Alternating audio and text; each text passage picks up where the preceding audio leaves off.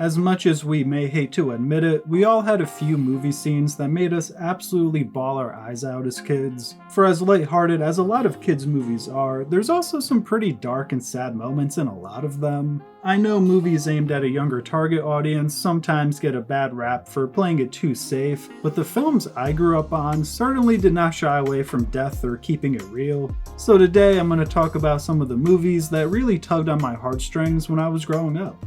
And right off the bat, I gotta go with an all-time classic in The Lion King. And I don't know about you, but I can still vividly remember how I felt watching Mufasa fall to his death for the very first time. It was just a combination of sadness for my boy, and frustration aimed at that little orange fool of a brother he had. And for a children's movie to kill off arguably its most likable character in that brutal of a fashion, with his son watching and at the hands of his own brother? That's pretty ballsy if I do say so myself. And to top it all off, Simba's own uncle tells him that it's his fault and that he needs to run away? Come on, man, this is one of, if not the most brutal scene in a kid's movie of all time. And if you didn't shed at least one singular manly tear for our boy, the great King Mufasa, then to keep it a buck, I think you're a damn liar. In a similar vein, the next movie that made me absolutely bawl my eyes out as a kid was Back at the Barnyard. And if you've seen this movie, you know exactly what scene I'm talking about.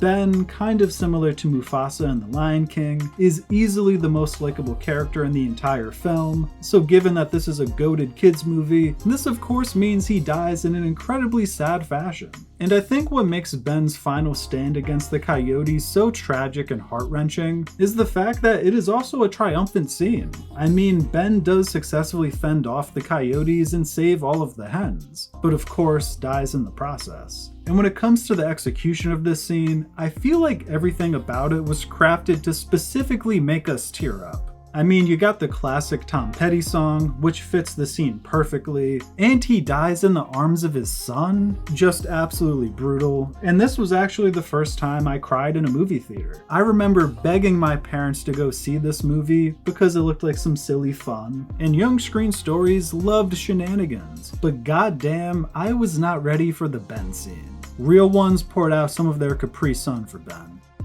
At this point, you're probably noticing a few trends with my list, one being that both scenes I talked about involved the death of a parent/mentor figure, and that they were both movies about animals. And both of those trends are going to continue, because The Land Before Time also was making my list. And The Land Before Time was actually the only VHS that my grandparents owned when I was growing up, so every time I would stay at their house, it was just The Land Before Time being played on loop. And Littlefoot's mom dying would get me every time. Like, I had seen the film hundreds of times. I knew she was going to die at the start, and that Littlefoot would ultimately be okay by the end, but it just didn't matter. She was tragic. And while Back at the Barnyard was the first movie to make me cry in the theater, The Land Before Time was the first movie to make me cry, period. I mean, shit, I didn't even know what tears were back then, but I was shedding them things anyways. Screw Sharptooth, man. All my homies still hate Sharptooth. I know he dies at the end of the movie, but if I see him in the afterlife, it's on sight. He's gonna have to shoot the fade with me. Next up, we finally have a movie that doesn't involve a death making my list, and Kung Fu Panda actually made me cry my first time watching it. And I know what you're thinking, Kung Fu Panda isn't really a movie that comes to mind as being all that tragic, but for some context, I was absolutely obsessed with this movie as a kid, even before it came out. I watched the trailer so many times that I could quote certain scenes as I was watching them for the first time in the movie theater. And I was a little bit older and more mature when Kung Fu Panda got released, so what actually pulled on the old heartstrings with this one was Master Shifu and his dynamic with Tai Lung. I found it to be extremely sad in the sense that he loved Tai Lung like a son, and the way Tai turned out just absolutely wrecked Shifu. to the point where he never opened up like that to any student ever again.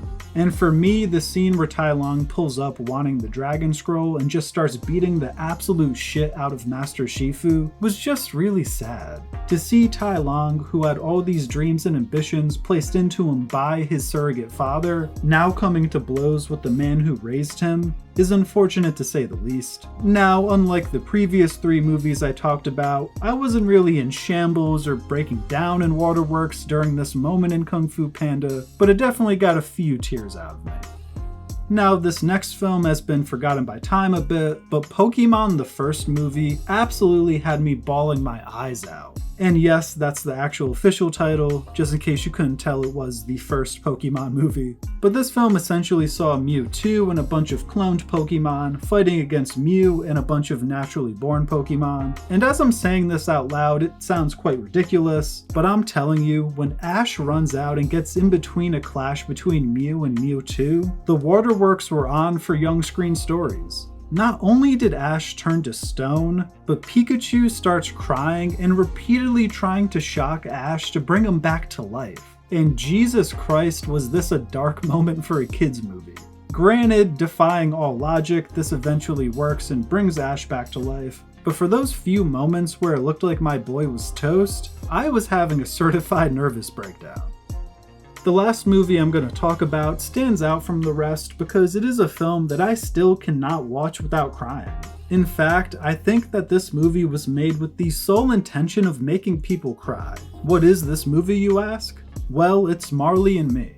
And don't even try to front, if you've seen this film, it made you cry. It just did.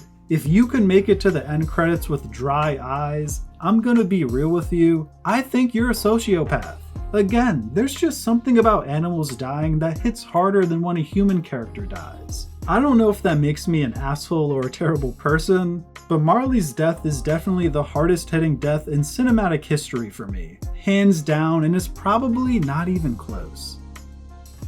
Well, if you made it this far, please let me know in the comments, what are some films that made you cry your eyes out when you were growing up? And if you enjoyed this trip down memory lane, please feel free to drop a like or subscribe for more screen stories. Until next time, peace.